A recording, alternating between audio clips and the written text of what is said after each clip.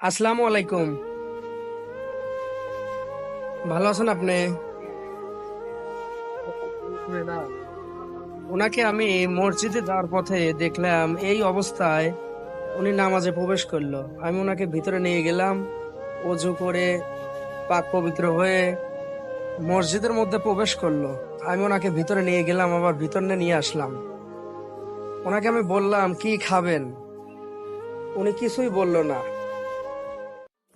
এখন এক আঙ্কেলের সঙ্গে আমি এর বিষয়ে কথা বলবো। আসসালামু আলাইকুম। আঙ্কেল, এনার বাসা কোথায়, প্রকৃত বাসা? এই ভারতে ভাষা আচ্ছা আচ্ছা, এখানে কতদিন যাবত আছে? 60 বছর। ওখানে যাওয়ার ব্যাপারে?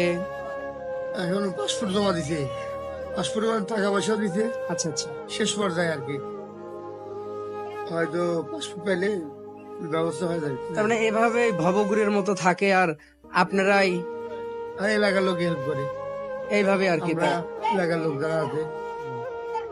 থাকা টাকার ব্যাপারে?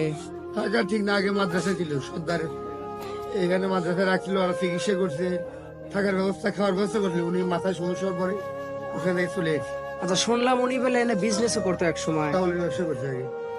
তারপরে এই মাথার সমস্যার কারণে না, বয়স হয়ে গেছে, ব্যবসা ছেড়ে দিয়েছি। ব্যবসা মানে টাকা দিয়ে মন্ডল জানি একটা মসজিদের জায়গা কিনে দিয়েছি, শিবপুরে কিছু টাকা দিয়েছে, ইনাদপুরে। ইনি দিছে? আলহামদুলিল্লাহ। আপনি দুইটা মসজিদ বানায় দিছেন? নিজেই আলহামদুলিল্লাহ। আর এখন কি আপনার ইচ্ছে হয় ভারতে যাবার?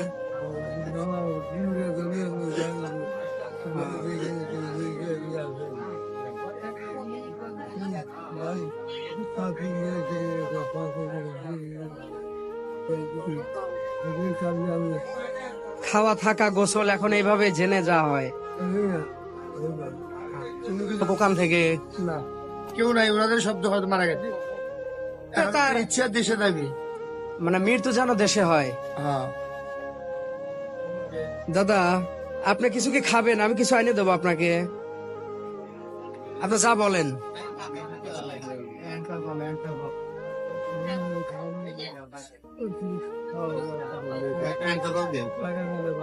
ওনার কথা আমি কিছুই বুঝছি না এখন। ওনার থেকে শুনে উনি কি খেতে চায়।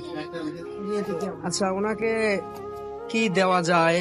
উনি যেহেতু আমাকে বলতে পারছে না, আমি ওনাকে টাকা দেই, উনি কিনে খাবে। আমি টাকা দেই, আপনি কিনে খায়েন। এক সময় উনি অনেক অর্থ সম্পদের মালিক ছিল, এখন তার অবস্থা খুবই খারাপ। দাদা, যেহেতু আপনি বলতে পারতেছেন না কি খাবেন, বুঝছেন, আপনার কথা আমি কিছুই বুঝছি না।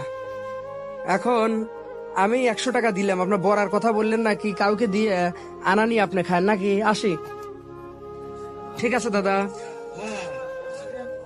আচ্ছা, আসসালামু আলাইকুম।